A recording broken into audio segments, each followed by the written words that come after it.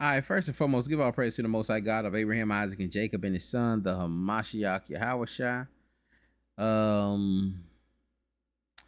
want to do a short video here talking about vocab. Going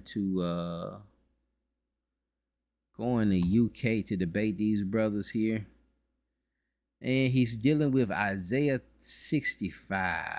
Let me make sure we're recording. We are recording. Jerusalem is basically telling the whole world that basically how funny, isn't it? And we fulfill the prophecy, in it. Like even on Instagram right now, you got like a Jewish woman, man, from Jerusalem, and she's basically telling the whole world that basically how the real Jews are the dark skinned people, and enslaving ships. How funny that's who the real Jews are. And see, you can tell by vocab's posture, he just there for smoke. He's not there to be edified. All right, he's not there to be edified. Then what do? Are you going to deal with him? You know, as a unit, y'all have to discuss that also. Are you going to deal with a scoffer? He's there to scoff. He's there to get content. He done flew across the country for some content. So,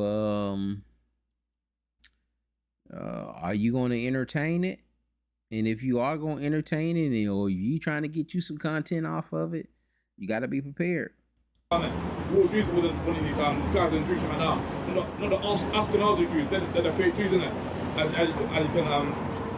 he tells you in Revelation. And right now the brother's talking about, he's appealing to, there's a lady on Instagram that's out there in Jerusalem that's saying that they're the fake Jews, and that the black Messiah is coming, and the black people are the real Israelites. You know, he's trying to sell that to vocab. They're the synagogue of Satan, and it's reason that we do that because a lot of times people have to hear it from somebody else. You know, they just don't want to deal with, you know, young brothers out there with the Bible. What do they know? You know, it's one of those things. The real Jews, the real Jews are the so-called blacks, Spanish, and Americans, man. We're the real Jews, innit? Even though, you know, young brothers on the corner teaching the Bible, that's miraculous in itself. You said the lady was saying it on Instagram? The lady was saying it on Instagram? But I mean, you don't trust what the Jews say though, right? You're saying a lady on Instagram is telling the world she's a fake Jew? Yeah, but she's telling the world that basically like, the real Jews are the Israelites, innit? The so-called black people, innit? They're enslaving ships, innit? That's who the real Jews are, innit? Fit the curses, innit? That's who the real Jews are, innit? So you would say you fulfill the curses of Deuteronomy 28:68? Yeah. We're the only people on earth that fit the curses, innit? The question I have about that is, does the Bible ever tell Israelites the way they should figure out they're Israelites by telling them to figure out what curses they fit? Did y'all hear the question? All right, here we go. Does the Bible ever say to figure out that you're Israelite, go by the curses? Now, there is within the curses that these curses will be an identifying marker. But the brother is not going to go there. And I don't think, I think vocab's looking for something outside of the curses that are telling you to go to the curses to identify who you are. Yeah, that says in the Bible, like, we're saving ships and hard bondage, innit? No, I mean, does the Bible ever instruct you? Does it ever say that you got to figure out who you are by curses? I know you think you fit them, but I'm saying, does the Bible ever tell you to go about searching for yourself? My brother on the far end there, he said precept. He got one locked and loaded. He got he grinning ear to ear, ready. By way of matching up curses. This is Isaiah 65:13. And you know, earlier he showed this individual, you know, being, a little sharp with the sword, as we would say. Maybe a leader. But he has a great zeal. Let me say that. Therefore, thus saith the Lord God. Salakia. Maybe out of the wrong spirit, but yeah, it does have a good seed. This is Isaiah 65 and 15, my mistake. And ye shall leave your name for a curse unto my chosen. For the Lord God shall slay thee and call his servants by another name. See. Now, what does that mean? And I want you that's watching, what does this mean? Isaiah 65. I don't know what he had an LSB. It says, you will leave your name for a curse to my chosen ones. The Lord Yahweh will put you to death. But my slaves will be called by another name. All right. And that's what I'm telling you, to humble yourself, because you may not understand in that King's English. Matter of fact, let's look at it in the KJV real quick. Isaiah 65:15 says, you shall leave your name for a curse unto my chosen. What does that mean? You shall leave your name for a curse unto my I get that part. You shall leave your name for a curse unto my chosen. It kind of gets tricky. For the Lord God shall slay thee and call his servants by another name. And so when you put in it, can you really explain that without knowing the context, without reading the chapter? Do we know what Isaiah 65 is talking about? Who is written to? And this is where the problem is going to come in. And I want you to just ask yourself, those that's listening, do you know what Isaiah 65 is talking about? Now, me personally, I did not know. I don't know the context of Isaiah 65. I never really ever probably pulled this verse before. There are some verses I have pulled out Isaiah 65, but I never used this one. But they over there in England. Maybe they can work better with this KJV, since they have that language. They kind of have a similar language. But we see even vocabs here using LSB. And if we're reading it from here, you will leave your name for a curse to my chosen ones. It seems that the name is being left. You will leave your name for a curse. You will leave your name for a curse to my chosen ones. The name's being left to the chosen ones. Your name is being left to the chosen ones. Okay. And the Lord will put you to death, but my slaves will be called by another name. And it's flipping. And you're going to see it's flipping audiences in this verse. And you're going to see what I'm saying here. And VOCAB is about to play on this. All right? He's about to play on this. Watch this. Yes, most I said, man. When the cursed people that went for enslaving ships, hard bondage, man, wasn't the whole world went for slaves.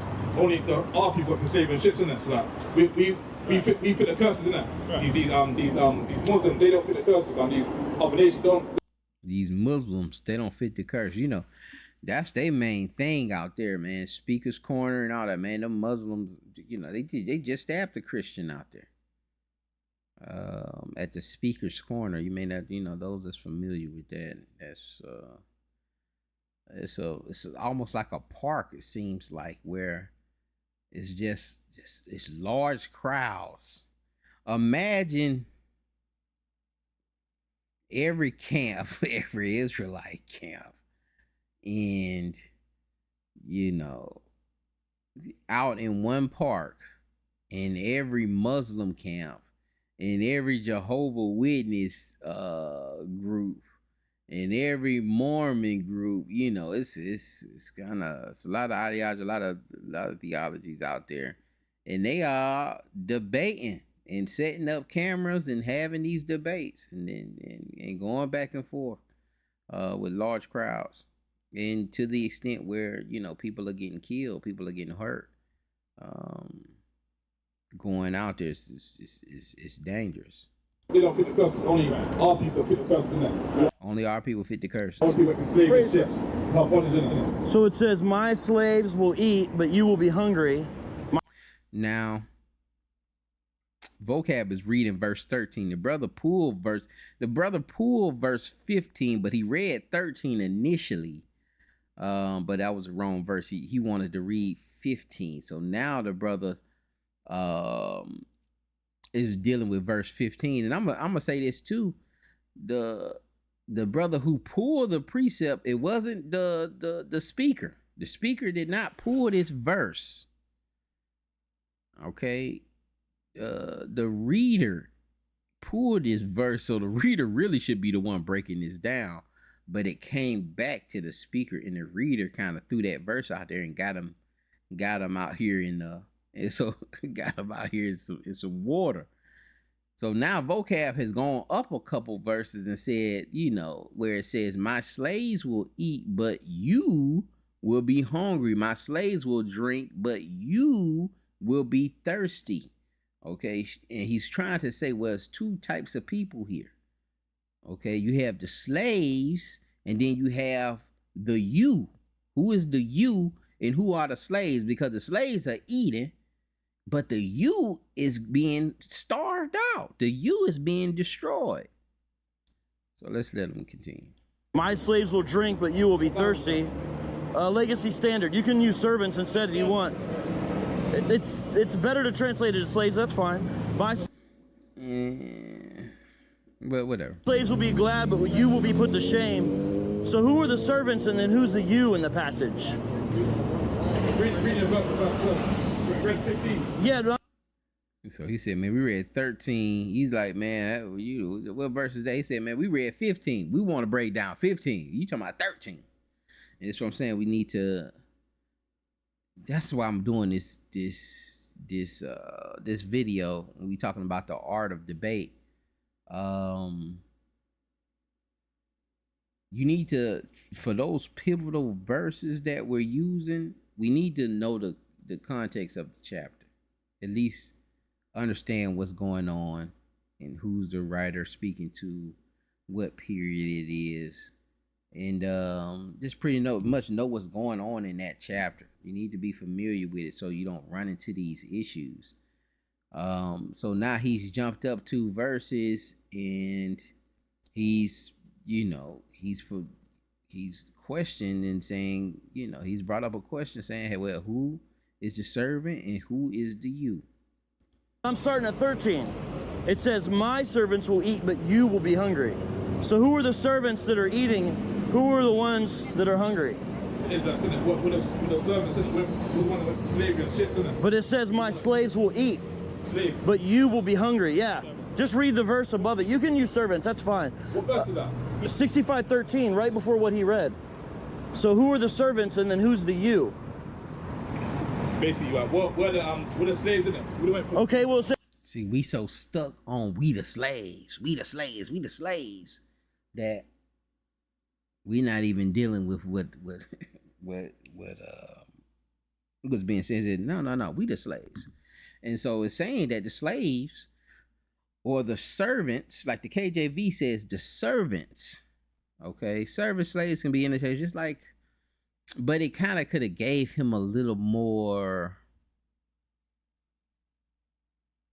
it could have helped him a little bit, because he could have seen servants, you saying you're a servant of the Lord, and saying he could have kind of linked that, just like Paul said he a slave to Christ. He a slave, but the servant kind of fits a little better, kind of gives a little inkling about, what may be going on, and but when you're saying the slave, our brain is just clicking to captivity, instead of being a slave to God, or a slave to the Lord, or a servant to God, or my servants. This is why I think the KJV translates it that way. Servants. it says you'll eat then. What do you mean? It says my slaves will eat, but you will be hungry. So which one are you? What are slaves in it? Okay, so then you'll eat, you'll drink, and you'll be glad. Right. So Now, a more literal translation may mean slaves. A slave may be better translation, more literal and closer to what the Hebrew writers intended. But you know, the way we look at it now, I think it's just I think servant is a better translation there. Do you fulfill the curses by eating, drinking, and being glad? It's verse 13 of the same chapter. This is Deuteronomy. Whoa, whoa, whoa, whoa, whoa, whoa, whoa, whoa, whoa, whoa, whoa, whoa, whoa, And the Lord shall bring Let's thee not skip. into Egypt with ships. Right. By the way, I know what it says. Right. Thou shalt see it no more again. And Let's- there you shall be sold. Let's go unto your back. enemies, To what? unto Hold your on. enemies. Let's not skip around. And born women, Right. and no man shall buy you. Yes, sir. Let's go back right here. We went enslaving ships and hard bonnets, man. The other nations we could go for enslaving ships. Let's go back right here. The Hebrew Israelites went for enslaving ships and hard bonnets, man. Let's go back to the verse you read. This is Isaiah. Oh. Isaiah 28:10. Isaiah 28:10. Precept upon precept. Yeah, you're misusing it. I already know, brother. Precept upon precept, line upon line. And I got a whole class on Isaiah 28. And again, it's a pivotal verse that that Israel uses to establish a methodology. And do we know what Isaiah 28 is about? Do you know what's going on in that chapter? You know. And I think nine out of 10 Israelites don't know. And I'm, you know, I don't know if I said it, but I can be humble enough to say that, listen, when he went to Isaiah 65, I don't know you know, if that was me at that particular moment, I wouldn't know. But when he asked me the question, I'm humble enough to, I got to read that. You know, it ain't, you know, I'm not familiar with the passage. I need to read that. Let's read it. Let's go up to the top. We only at 13. Let's go up to the top and let me read it. And then I can answer you that question. You know, I don't have to sit up here and just try to answer it on the spot. If you're not familiar, hey man, read it over. Where y'all going? You got time? Line upon line, here a little and there a Okay. little. Now, does it give you an excuse to jump around the Bible? So the verse you read, I'm not saying it on it. The verse you read says, "My slaves will eat, but you will be hungry." So which one are you? Are you the slave eating? Or are you the one who's hungry? We're the one that's the slaves in it. So that means you're eating. So how are you fulfilling curses? So how are you fulfilling curses if you're the one eating? We picked the curse. And look at the brother who pulled a verse and got him in this hiccup. He over there, he tried to get him out, but he over there having a fit. Watch him over there. We're the one that's the slaves in it. So that means you're eating. So how are you fulfilling curses? So how are you fulfilling curses if you're the one eating? We picked the curse cloud. No one great bit right now. No, from the text, you brought me to verse 15, correct? no. My gentleman right here brought me to verse 15. But right before it, it says, "My slaves will shout joyfully with a merry heart, but you will cry out with a pained heart." So which one's fulfilling the curses here? We put the curse cloud. Trying to tell you that the whole of Deuteronomy. How do you fulfill curses? By eating, drinking, and being merry. Also, Here, I want you to, if you could read the text so you can see what I'm asking you.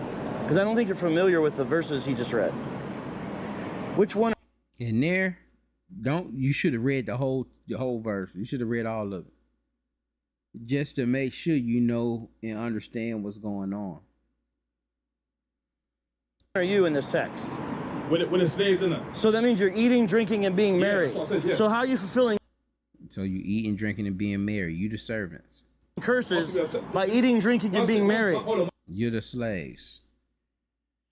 And, you know, it's just a play on words. It's just the brother's ignorant of the context of what's going on. But he answered correctly. He answered the answer that you want to say. Like, you want to say that you're the slaves. Because the other people, the you there, is being destroyed. So the correct answer is to say that you're the slaves. But he's connected to slaves to the curses of Deuteronomy, where these slaves in 65 are servants, as I feel is better translated. The servants here are being blessed. Okay, these slaves are experiencing, you know, Deuteronomy 28, 1 through 15. So you can't link them together, which when the brother pulled this verse, he kind of insinuated. Let me tell you that. Obviously, do you know in Great Britain right now, innit? You know, like the shops in that. Who the one that's only the stores in it? Let me get feature on me. Brother, I want to talk about the Bible, not Great Britain's stores. No, I'm trying to tell you that. Who on earth? I don't know. He laughing. I don't know why vocab zoomed in. Feature on me. Brother, I want to talk about the Bible, not Great Britain's stores. No, I'm trying to tell you that. Who on earth right now is at the bottom right now? Okay, so are you the slaves? Or that means you're not. I just told you. Okay, so how do you fulfill curses if you're eating? It says my slaves will eat, but you will be hungry. Are you hungry? Or He want to pull. I'm watching this joke. He want to pull another verse so bad and get up out of there. It says my slaves will eat, but you will be hungry. Are you hungry or eating right now? We're still saying we're eating. I mean, we're drinking right now. And obviously, we're still in captivity, isn't it? Obviously, yes, I'm saying we're still at the bottom right now, isn't it? Right. We're not profiting nothing, innit? So you're not, brother. You know he's not. You're not really answering the question from the text. I'm asking the question. Because he went to Isaiah 65:15. Hold on. Let's just make sure we understand this first, gentlemen. He went to Isaiah 65:15, right? Yeah. But the verses right before say there's one group called the slaves of the servants and another group that is described as you. Yeah. It says you are going to do without, but the slaves of the servants, they are going to be eating, drinking, and being married. So here's what I'm saying. How are servants fulfilling the curse? But right. If you're the slaves in this passage, then you're eating, drinking, and being married. How is eating, drinking, and being married fulfilling a curse? It seems like the one not eating, not drinking would be the one fulfilling a curse. Therefore shalt thou serve thine enemies, which the Lord shall send against thee. In hunger. What? In hunger. And so well, this is what he's saying. Contradiction. He's saying that they're the slaves in 65. The slaves or the servants there are being blessed. Yet he wants to go to, he can't help himself. He's just itching. He wants to go to the curses. And they're reading the curses that they're going to be hungry for all things. They're going to have to get it from their masters and so forth. And this, you done got yourself in a little doozy here. Because 65 is not really talking about those kind of slaves. They're talking about slaves to the Lord, not slaves to these other nations. And we're going to read through it. So who the one in earth right now is hungry now? Okay, so who the one right now in this Babylon place that basically... He said, so we're the ones that's hungry right now. But you just said that you're the one that's not hungry. I think he's going to say it. If you are the one who is hungry, then how are you also the servants of Yahweh who are fed? That's exactly it. Okay. Don't know no stores, don't know no shops. Right. So then you're the you, not the slaves.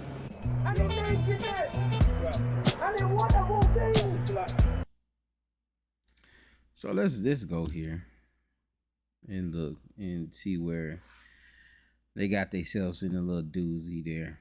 And it's just, all they had to do was just go here and read. Oh, well, let's read down. Let's see, man. Let's start at verse 1 and have your reader go ahead and read it. But you have to be able to understand what you're reading out the gate. If you're gonna make this move and read something on the fly, you kind of gotta, make sure you have a good biblical comprehension level where you can just read the text, or you have a text that you can comprehend,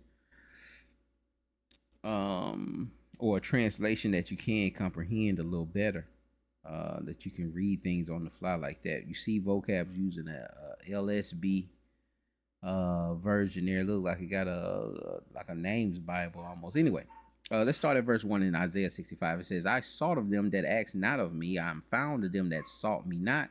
I said, behold me unto a nation that was not called by my name. I have spread out my hands all the day unto a rebellious people, which walketh in a way that was not good after their own thoughts. A people that provoketh me to anger continually to my face, that sacrificeth in gardens and burneth incense upon altars of brick. which remains among the graves, and lodge in the monuments, which eat swine's flesh, and broth of abominable things is in their vessels.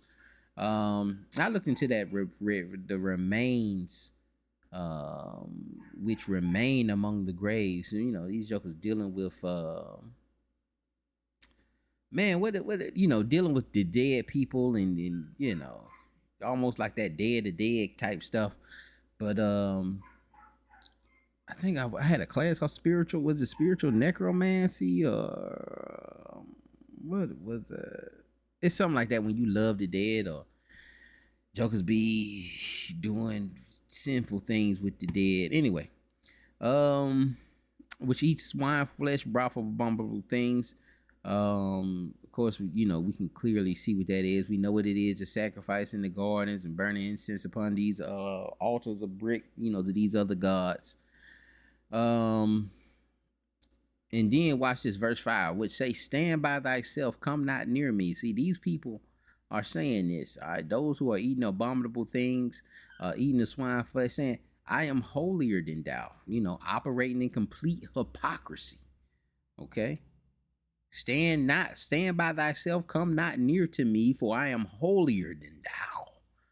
And you out here eating abominable things, swine flesh, sacrificing to different deities, so forth. Which say, verse 5 again, which say, stand by thyself, come not near to me, for I'm holier than thou. These are a smoke in my nose, a fire that burneth all the day. Behold, it is written unto me. Okay, it just irritates the Lord. Behold, it is written before me, I will not keep silence, but will recompense, even recompense into their bosom, your iniquities and iniquities of your fathers together, saith the Lord, which have burned incense upon the mountains and blasphemed me upon the hills. Therefore will I measure their former work into their bosom. Thus saith the Lord, as the new wine is found in the cluster, and one saith, destroy it not. Here's a pivotal moment here. Destroyeth it not, for a blessing is in it. So will I do for my servants' sake, that I may not destroy them all.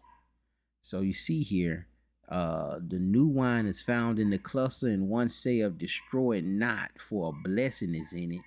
I do this for my servant, all right, or for my slaves' sake, or my servant's sake. All right, some say destroy it, some say nah, it's a blessing in it, and this is just dealing with a remnant. Verse 9, it says, I will bring forth a seed out of Jacob and out of Judah, an inheritor of my mountains, and my elect shall inherit it, and my servants shall dwell there. Again, the elect and my servants shall dwell there. My servants, okay, shall dwell there. And Sharon shall be a fold of flocks, and valley of Achor, a place for the herds to lie down in, for my people that have sought me. But ye, okay, but you, here come to you, are they that forsake the Lord, that forget my holy mountain, that prepare a table for that truth, and that furnish the drink offering unto that number. Therefore, see, these are doing it. The you have forsaken the Lord. The servants are the exact opposite. They are elect. Therefore will I number you to the sword, and ye shall bow down to the slaughter. Who? The you who have forsaken the Lord. Because when I called, you did not answer. When I spake, you did not hear, but did evil before mine eyes, and did choose that wherein I delighted not. You chose the things that I did not delight in. Verse 13, where VOCAB was at. Thus saith the Lord God, behold, my servants shall eat. Who are the servants? That elect. Those new, that blessing that's in those cluster of grapes. Those that did not forsake the Lord, but did those things that were pleasing unto him. That remnant. This is talking about a remnant that will be left. Those will be his servants. It says, verse 13 again, thus saith the Lord God, behold, my servants shall eat, but you, who are you? The ones who forsaken the Lord. But this is all Israel. All right, but you have a remnant who are his servants. And then you have those that shall be hungry, who are those who have forsaken the Lord, operating in hypocrisy, eating those abominable things, and trying to say that they're holier than thou. It says, behold, my servant shall drink, but you shall be thirsty. Behold, my servants or my slaves shall rejoice, but ye or you shall be ashamed. Behold, my servants shall sing of joy in the heart. And so you shouldn't connect them. You shouldn't attempt to connect these. All right, because they're saying two different things. And so you let vocab slither you into one. You fell into a trap. And again, I'm not saying that I knew this, but I'm saying we have to be humble enough to know when we don't know. Hey man, let me just read it. Let's read it real quick. Let's go through it. And so we don't get caught into these certain situations. But the precept probably shouldn't have been pulled out of the gate. The verse shouldn't have been pulled out of the out of the jump. Verse 14, behold, my servant shall sing of joy in heart, but ye or you shall cry for sorrow of heart, and shall howl for vexation of spirit. And ye or you shall leave your name for a curse unto my chosen. For the Lord God shall slay thee and call his servants. See, you are going to leave your name for a curse, okay, unto my chosen. But the Lord will, and the Lord shall slay you. Okay, he's going to slay those that forsaken him. But his servants, his slaves, he's going to call by another name. And so that verse probably shouldn't have been pulled. It just shouldn't have been pulled. And vocab was sharp enough to address it and take them down this alley. We just gotta be sharper. We gotta dig into the text. We gotta humble ourselves, man. That's all I'm trying to tell y'all, man. The more you know, you know that you don't know. And so a lot of these pivotal verses that we're dealing with within when we out there teaching, we need to make sure that we know and we understand those chapters that we're teaching out of. Just like we hold the Christians when we say, oh, well, do you know when they pull John 3:16, God so loved the world? Well, what verse 14 say? We do that all the time, but we're not holding ourselves to that same accountability. Like we're not holding ourselves to that same stance. And he just went up to 2 verses and brung out this whole thing with who's this and who's that, and brothers had no clue really. Verse 16, it says that he who blesseth himself in the earth shall bless himself in the God of truth. And he that sweareth in the earth shall swear by the God of truth, because the former troubles are forgotten, and because they are hid from mine eyes. For behold, I create new heavens, new earth, and the former shall not be remembered, nor come to mind. But I hope this thing was edifying. The art of debate. We're going to continue to do more lessons with this, and try to build a new foundation, new foundational principles that we can build upon to become stronger workers of the Lord, stronger slaves of God. With that, I pray this thing was edifying. Y'all be blessed. Shalom.